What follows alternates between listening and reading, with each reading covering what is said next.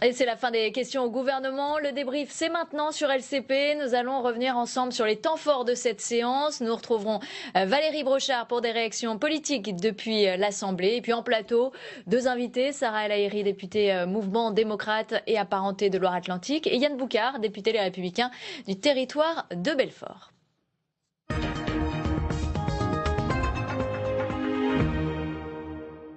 Alors que faut-il retenir de cette séance de questions au gouvernement? Avant d'en débattre avec nos invités, nous retrouvons Daniel Sportiello. Daniel, vous avez suivi la séance depuis les tribunes, vous avez tout vu, vous avez tout entendu. Alors qu'est-ce qui vous a marqué? La question des retraites a provoqué pas mal de chahuts dans l'hémicycle quand le député Les Républicains Julien Dive a attaqué d'entrée de jeu le gouvernement. Votre majorité, a-t-il dit, veut réindexer les retraites alors que vous défendiez exactement l'inverse il y a 3 mois.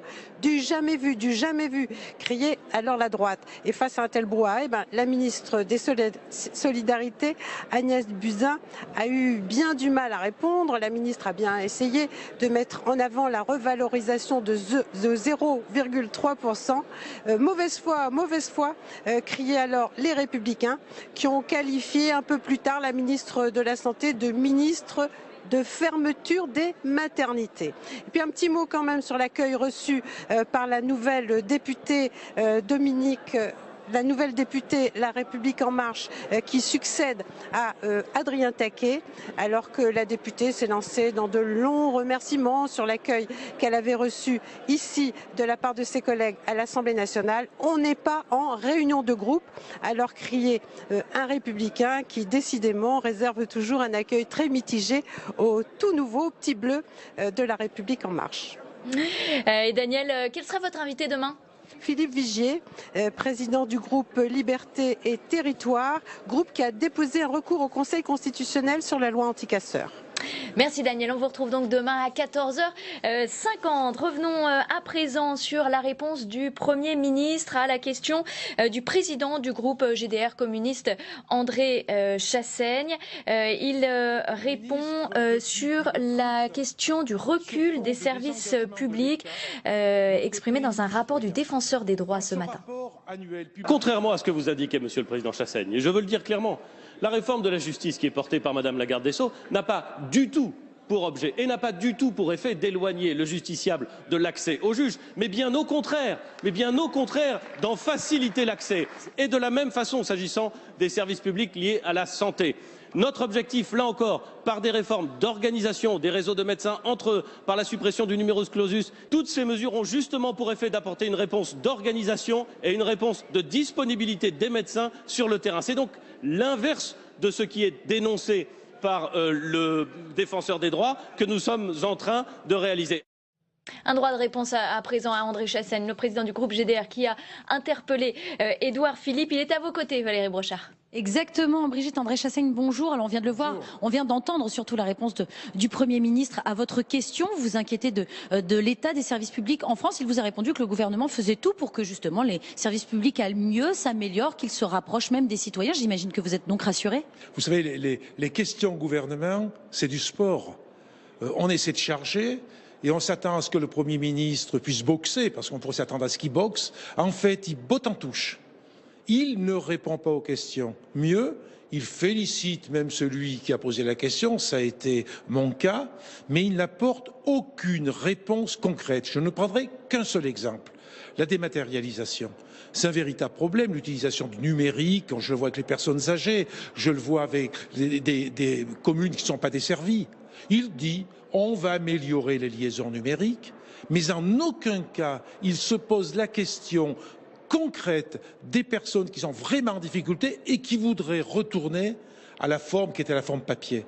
On ne mesure pas à quel point ça crée des drames en quelque sorte, des inquiétudes, de l'angoisse. Je discute très souvent avec des personnes âgées en particulier qui n'en peuvent plus. En plus de ça, il y a moins d'agents de la fonction publique. Donc non seulement il n'y a plus le lien papier ou le retour qu'il peut y avoir, il n'y a pas de possibilité d'avoir de réponse au téléphone. Et si on se rend sur un lieu où il y a le service public en question, les agents sont moins nombreux, ne sont pas disponibles. On veut des réponses et ça n'a pas été le cas. Merci beaucoup pour ces précisions, André Chassaigne. Merci. Merci Valérie Brochard. Sarah El Haïry, est-ce qu'effectivement le gouvernement, avec la dématérialisation, finalement, éloigne une partie de la population des services publics sur le territoire? La réalité, c'est quoi? C'est comment on peut transformer nos services publics pour qu'ils répondent mieux au public. Et c'est pas en opposant dématérialisation et personnes physiques. Moi, je pense qu'il faut allier les deux. La réalité sur nos territoires, c'est que oui, il y a des personnes âgées qui n'ont pas accès au numérique. Ça va trop vite, c'est excluant. Et pas que les personnes âgées. Parce que de temps en temps, on a tendance à dire oui, mais c'est nos anciens. Pas que. Il y a une partie de notre population qui n'a pas les outils, qui n'a pas la boussole pour pouvoir utiliser et accéder à des droits essentiels. Mais concrètement, ces personnes se retrouvent éloignées des services publics, c'est ce que dit le défenseur des droits dans son rapport, et c'est une très très large majorité des gens qui pointent du doigt ce problème. Et aujourd'hui, il faut trouver des réponses, et des réponses concrètes. Concrètement, moi je pense quoi? Je pense qu'il est nécessaire sur nos territoires, et je pense aux territoires ruraux, d'avoir des gens dans nos mairies qui soient plus polyvalents, qui finalement, physiquement, accueillent, et qu'ils puissent vous accompagner pour faire une déclaration quand c'est une déclaration simple. Qu'ils puissent vous dire, voilà comment on peut joindre la CARSAT pour les retraite. Voilà comment on peut faire. Et pas de manière totalement lointaine. Et ça, c'est quelque chose à inventer. Ce sont des fonctionnaires physiques, présents sur nos territoires, alors justement, mais polyvalents. Est-ce que c'est compatible avec la politique du gouvernement qui est de réduire le nombre de fonctionnaires, puisqu'il y a 120 000 fonctionnaires qui doivent être supprimés sur le quinquennat? C'est une idée d'ailleurs qui était défendue encore plus largement à droite par le candidat François Fillon. Je crois que l'accès au service public, c'est un des enjeux majeurs. Il ressort dans le grand débat, mais il ressortait déjà précédemment. La dématérialisation, elle aggrave la fracture territoriale et c'est un vrai sujet. C'est une bonne chose, mais il faut pouvoir donner un autre accès aux personnes, soit qui n'ont pas accès au numérique, soit qui n'en sont pas capables.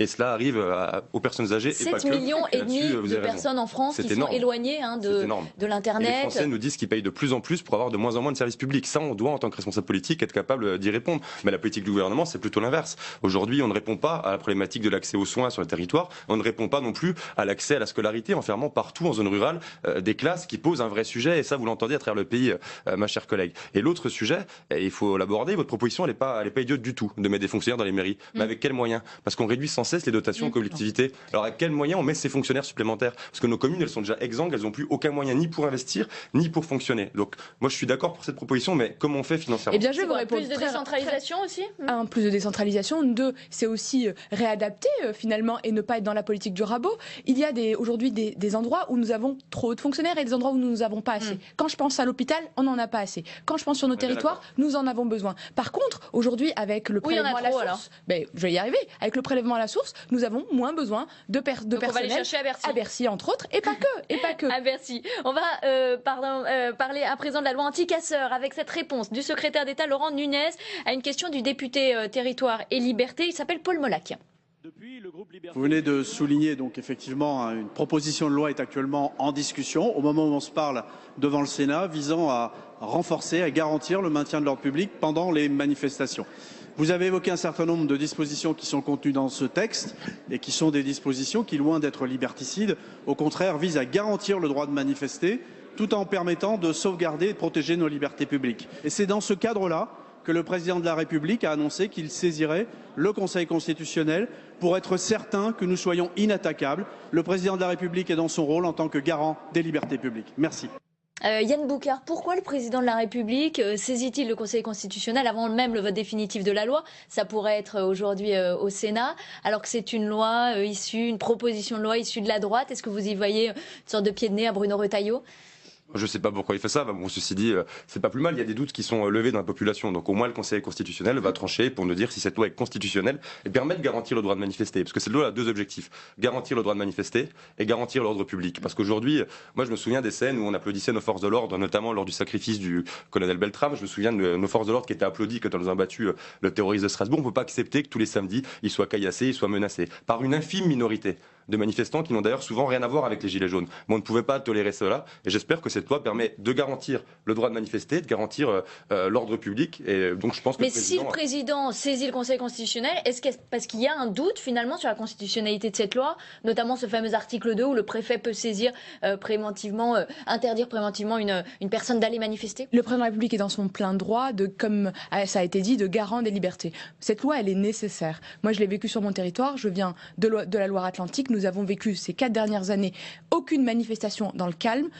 On sait aujourd'hui dans notre pays qu'il y a une montée de violence. Cette montée de violence, ce sont des professionnels de la casse, des black blocs, des mouvements d'extrême gauche, des mouvements d'extrême droite, qui viennent casser et mettre en danger le droit de manifester. Pour moi, cette loi, elle permet de garantir le droit de manifester. Et finalement, le fait que le président de la République saisisse le Conseil constitutionnel, le Conseil des sages, et même qu'un certain nombre de nos collègues le fassent aussi, c'est très bien. Ça lèvera finalement un certain doute, peut-être un doute d'une partie de notre population, qui dit « Attention, comment on va faire demain ?» Moi, je considère que l'article 2, tel qu'il a été rédigé, permettant de dire on saisit, on alerte 48 heures avant la manifestation, donc ça donne le droit à chaque citoyen d'aller saisir le juge administratif. Finalement, cet élément garantit le fait de pouvoir avoir une réponse et donc, pour moi, ce n'est pas anticonstitutionnel. Maintenant, le Conseil des sages Le MoDem avait quand même émis des doutes, a permis aussi de réécrire cet article quand il est passé à l'Assemblée et cette proposition de loi. Est-ce que le Sénat, finalement, vous coupe pas un peu l'herbe sous le pied s'il décide de voter conforme la proposition de loi qui a déjà été votée une fois à l'Assemblée? Non, il faut revenir à la genèse de ce projet. Vous savez, le sénateur Retailleau, c'est le sénateur de Vendée qui est juste à côté de chez moi. Donc on a vécu en fait la nécessité de cette loi. Peut-être que si elle existait, en Loire-Atlantique, nous n'aurions pas eu les débordements et des casseurs qui tiraient des fusées contre nos gendarmes qui étaient en hélicoptère, suite à l'évacuation de Notre-Dame-des-Landes. Ces violences, nous les avons vécues de manière directe sur notre territoire.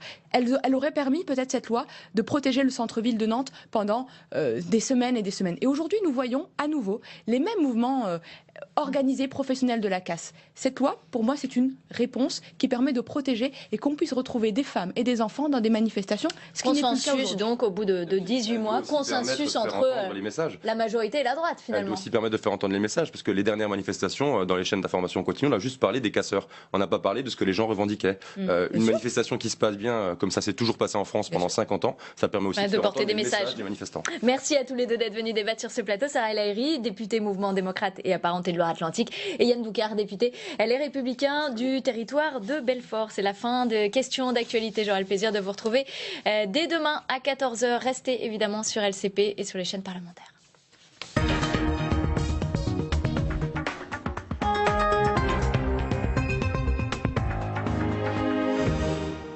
Inédit sur LCP. Et si j'étais en train de vivre la révolution de ma génération? J'ai besoin de comprendre, d'aller à la rencontre des Français en colère. On marche ou on crève. Nous, on n'a pas le droit d'être malade. Jean-Pierre ne se retrouve pas dans la politique actuelle. Il ne croit pas du tout en Macron. Moi, je tire que 980 €. Vous en pensez quoi, vous, d'Emmanuel Macron? Moi, j'ai pas voté pour lui. On s'exprime pas avec lui. On parle, mais on nous entend pas. Cette France qui n'attendait pas Macron. Un documentaire inédit à retrouver dans une émission spéciale présentée par Elisabeth Martichoux, demain à 20h30.